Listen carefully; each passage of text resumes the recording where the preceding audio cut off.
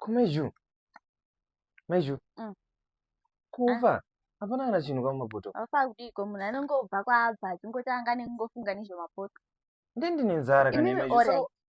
I'm the one anoita zvekuenda kubasa ndindoona kuti madya alright mukuvhepi izvonizvi. Amendi kubasa munoswera muri pano.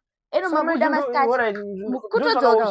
Kudzoka kaizvozvi. Mapoto kana ari empty. Mauya netitambire soko.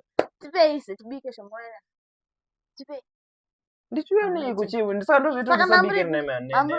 Ndinombobvunza ndozvita kusabike. Munhu adye zvashandira. Because zvokuti mune muchibuda muchidzoka. Ene zvingwa. Ingwa iko zvinezvi. Saka Meju auchade kundibikira. Alright chitaurewo kuti auchade kundibikira.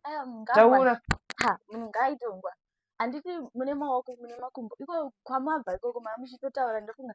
Muchiita nemaessence nemaoko makumbo munawo. Alright sapo tisiye kuti munhu iwo uchashanda zvako wobva watya. Ini ndichafana kutsvagira zvangu.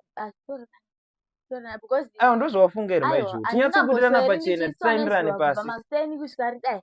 Munhu imimi muchimberereka tenye kupedza nyika nekuuya ne.com muchinyepera panapa. Alright it's okay Meju. Kana izviri izvo zvawafunga zvokuti mumwe nomumwe anodya chaatsvaga it's okay. Haisi mhosva kuti handisi kushanda it's okay. Haisi mhosva. Remember kuti ini ndakapromiswa basa nasekuru. Nditokuudza ndakapromiswa basa sha. Zvinhu zvinochinja upenyu ivhiru. Upenyu ivhiru. So munhu wemurume kugosikirana nemapoto. Aiwa it's okay Meju. It's okay Meju. Funga mune poto only. Funga mungozi. Upenyu ivhiru ndikukuudza. Uchazvifunga.